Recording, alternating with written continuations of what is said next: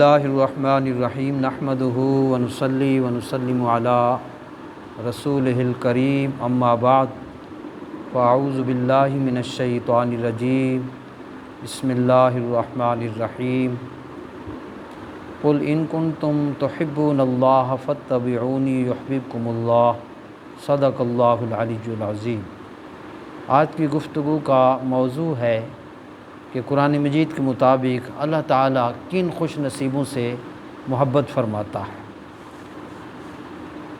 جب قرآن کریم کا مجموعی مطالعہ کیا اس میں چند خوش نصیب ایسے ہیں جن کا نام لے کر اللہ پاک نے ان کی صفت کا ذکر فرما کر اعلان فرمایا کہ اللہ تعالیٰ ان سے محبت فرماتا ہے۔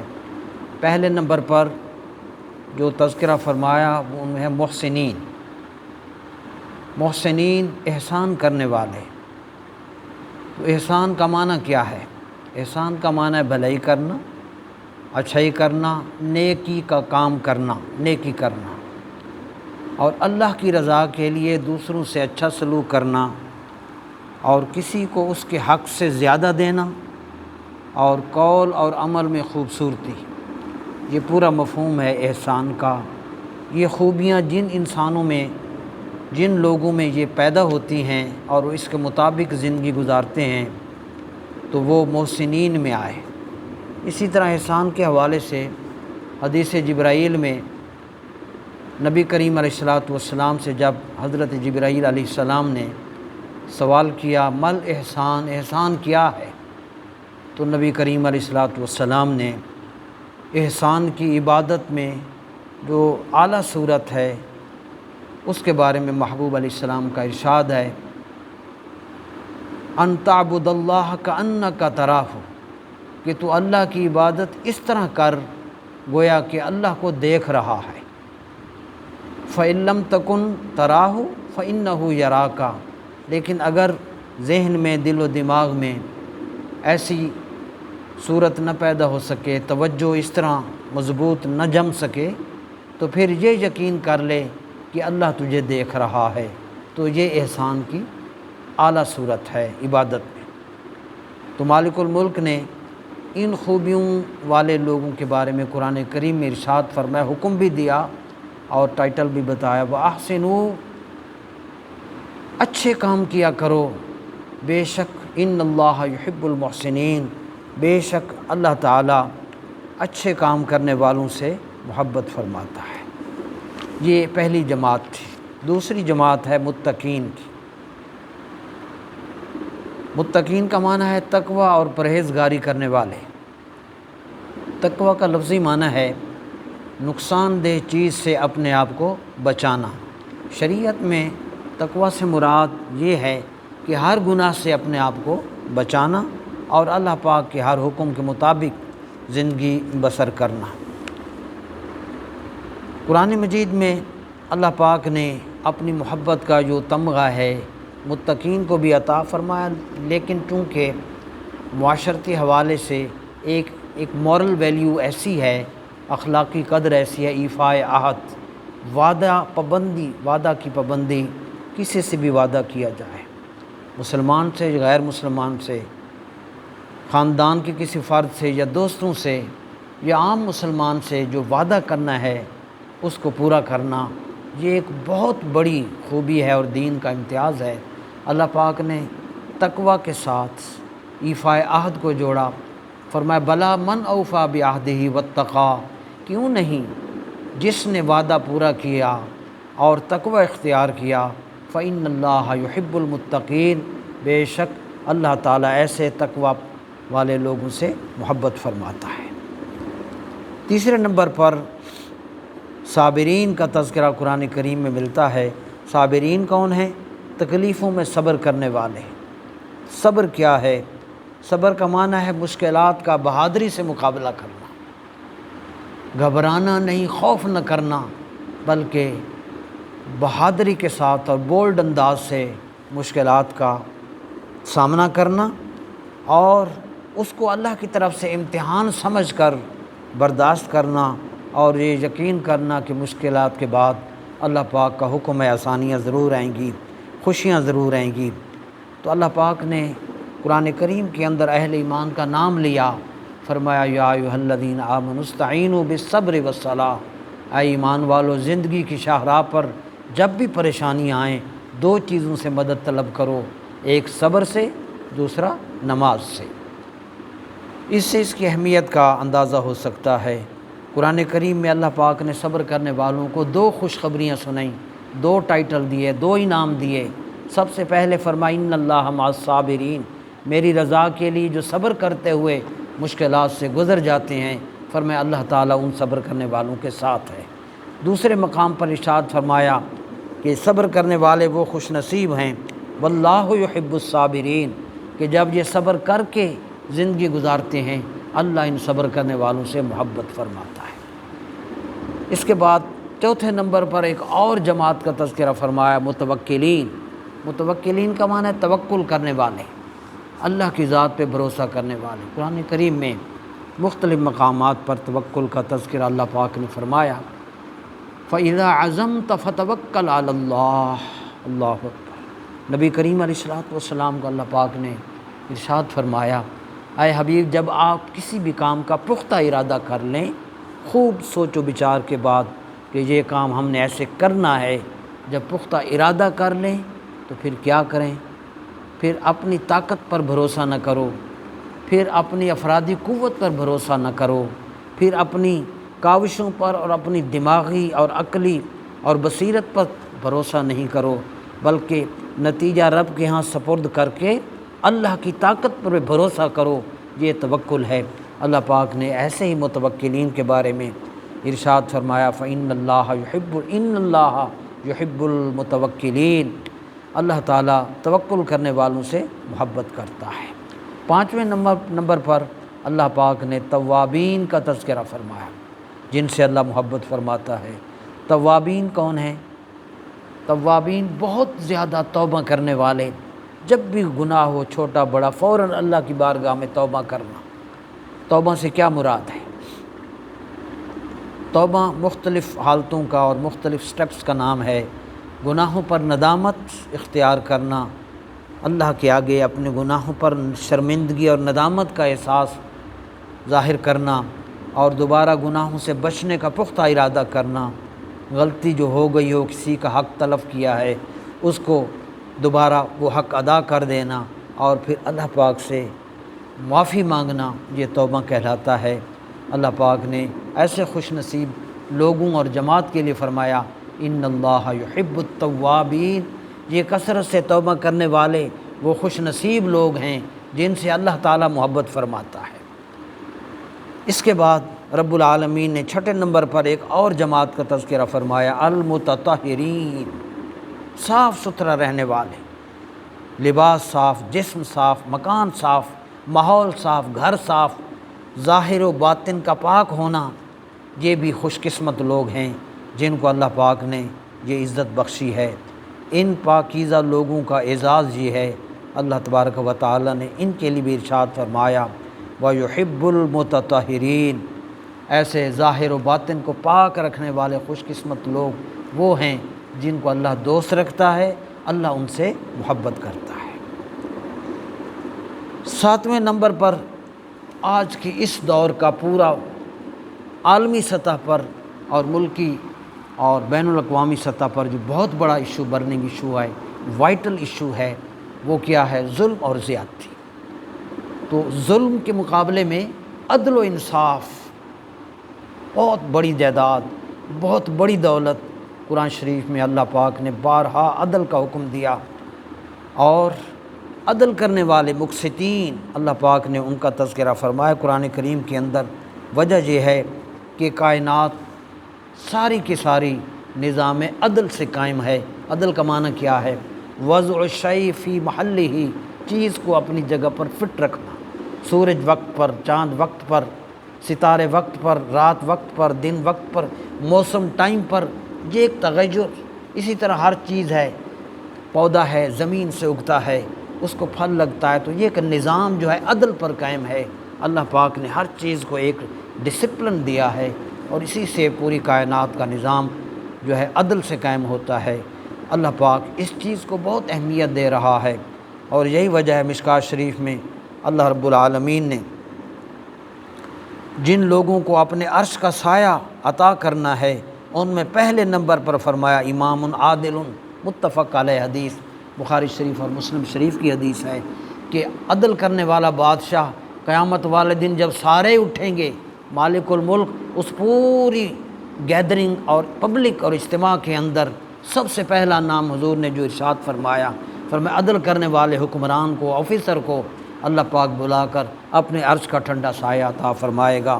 تو مالک نے ارشاد فرمایا وَأَقْسِطُوا، عدل کرو، ان اللہ یحب المقسطین، اللہ تعالیٰ عدل کرنے والوں سے محبت فرماتا ہے۔ تو یہ 7 خوش نصیب جماعتیں تھیں۔ آخر میں ہم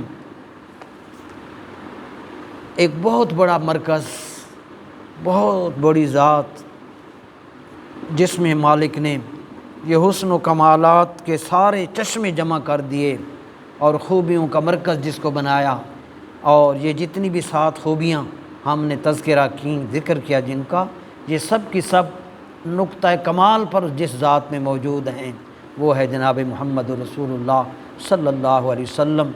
رسول کریم صلی اللہ علیہ وسلم کی اتباع کو اللہ پاک نے بہت بڑے انعام سے نوازا، اور اس محبوب صلی اللہ علیہ وسلم کی اتباع کا اعزاز یہ ہے کہ وہاں محبت کے علاوہ بھی کچھ اور ملتا ہے۔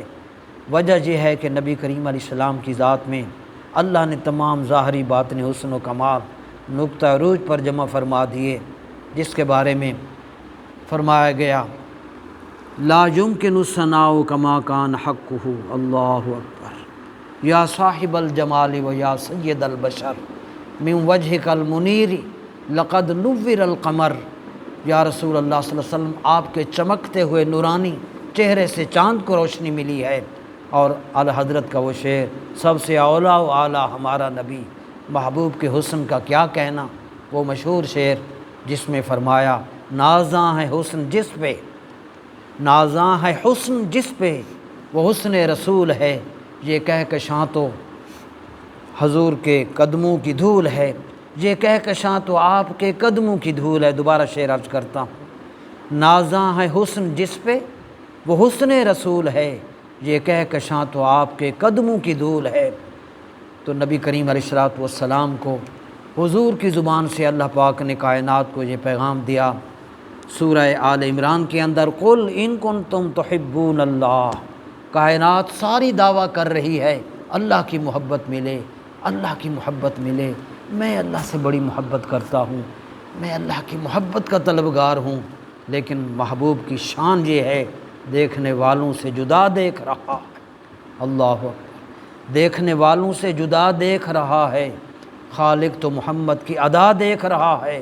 حضور کی ذات اقدس اس قدر مقام محبوبیت پر فائز ہے، اللہ پاک نے قرآن کریم میں پوری کائنات کو تا قیامت حضور کی زبان سے یہ پیغام پہنچایا، کنوے کیا کہ کل حبیب آپ فرما دیں لوگو ان کنتم تحبون اللہ، اگر تم اللہ سے محبت چاہتے ہو پھر کیا کرو، فاتبعونی، آ جاؤ میری اتباع کر لو۔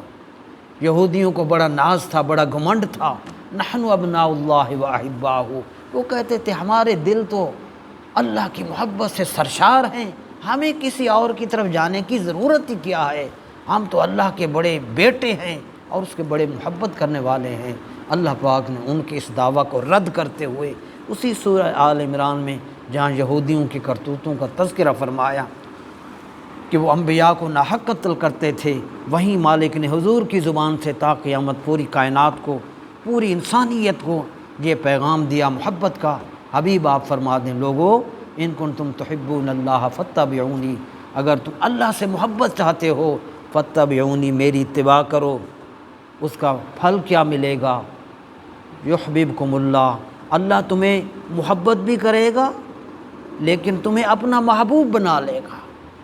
محبت ہر ایک سے ہوا کرتی ہے، بہت سے لوگوں سے، مگر محبوب ایک ہی کو، خاص قسم کے لوگوں کو بنایا جاتا ہے جن سے بہت محبت ہوتی ہے، کیونکہ رسول کریم اللہ پاک کے محبوب اتم ہیں، امام الانبیاء ہیں، ساری خوبیوں کے مالک ہیں، اللہ کا انتخاب ہیں۔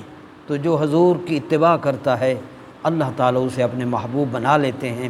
اور پھر فرمایا یحببکم اللہ، اللہ تمہیں اپنا محبوب بھی بنائے گا، ویغفر لکم ذنوبکم، تمہارے سارے گناہ بھی بخش دے گا۔ مرشدی حضرت مسعود ملت علیہ رحمہ فرمایا کرتے تھے وہ اپنا محبوب بنا لیں تو گناہ بھی بے اثر ہو جاتے ہیں۔ تو یہ اعزاز نبی کریم علیہ السلام کی اتباع سے ملتا ہے۔ یہاں پر عرض کرنا ضروری ہے کہ اتباع اور اطاعت میں فرق کیا ہے۔ اطاعت ہے کہنا مان لینا، جیسے کہا مان لیا، اطیعوا اللہ و اطیعوا الرسول، اللہ کا کہنا مانو، رسول کریم کا کہنا مانو، یہ اطاعت ہے۔ مگر اتباع اس سے اونچا مقام ہے۔ پروفیسر نور بخش توکلی علیہ رحمہ اور حضرت شیخ نے، تمام محدثین نے یہ واقعہ لکھا ہے کہ حضور علیہ السلام ایک دعوت میں تشریف لے گئے، میزبان نے کدو اور سوکھا گوشت اس کا شوربہ بنا کے پیش کیا، درزی تھے، سرکار صلی اللہ علیہ وسلم جب تناول فرما رہے تھے، حضرت انس فرماتے ہیں میں نے دیکھا حضور علیہ السلام کدو کے کاشیں اور جو ٹکڑے پیسز ہوتے ہیں ان کو بڑی شوق سے تلاش کر کر کے حضور تناول فرما رہے تھے۔ حضرت انس کی محبت اور اتباع کا عالم یہ تھا، فرماتے ہیں اس کے بعد میں ہمیشہ کدو سے محبت اس لیے کرنے لگا کہ میرے محبوب کو پسند ہے۔ تو اتباع میں حکم نہیں دیکھا جاتا، اتباع میں حضور کی محبوب کی مرضی کو دیکھا جاتا ہے، محبوب کے مزاج کو دیکھا جاتا ہے، محبوب کی پسند اور ناپسند کو دیکھا جاتا ہے۔ یہیں ایک مشہور واقعہ آخر میں عرض کر رہے ہیں کہ صحابہ کرام نے رسول اللہ کی اتباع کس لیول کی کی۔ آج ہر امتی حضور کی اتباع کا دعوے دار بھی ہے، ہونا بھی چاہیے، مگر صحابہ کا لیول، معیار اور مقام اتباع کا کیا تھا۔ ایک صحابی رسول نے اپنے ہاتھ میں سونے کی انگوٹھی پہنی ہوئی تھی، سرکار نے جب دیکھی حضور نے اس کو ہاتھ بڑھایا، اس کو نکال کر پھینک دیا اور فرمایا کیا تم میں سے کوئی یہ شخص چاہتا ہے کہ اپنے ہاتھ میں آگ کی چنگاری ڈالے یا آگ کی انگاری ڈالے؟ بس یہ جملہ کہہ کر نبی کریم علیہ السلام تشریف لے گئے۔ جب آپ تشریف لے گئے اس کے بعد صحابہ نے اس شخص سے کہا تو اپنی انگوٹھی اٹھا لے اور اس کو بیچ کر اس سے فائدہ اٹھا لے۔ میرے خیال میں ہمارے جیسا ہوتا، دوسروں کے کہنے کے بغیر ہی حضور کے جاتے فوراً لپٹ پڑتا، جھپٹ پڑتا اور لپک کر اٹھا کے جیب میں ڈال لیتا۔ مگر وہ ہم ہیں، محبوب کے محبوبوں کو، ان ستاروں کا کیا کہنا صحابہ کرام کا۔ حضور نے فرمایا میرے سب صحابہ ستاروں کی مانند ہیں، ان میں سے تم جس کی بھی پیروی کرو گے ہدایت پا جاؤ گے۔ اس صحابی نے قسم کھا کر کہا، بڑا قابل توجہ جملہ ہے، فرمایا اللہ کی قسم میں اب اس کو کبھی نہیں اٹھاؤں گا کیونکہ نبی کریم علیہ السلام نے اس کو پھینک دیا ہے۔ جس کو حضور نے نظروں سے گرا دیا اب ہماری نگاہیں ادھر نہیں اٹھ سکتی۔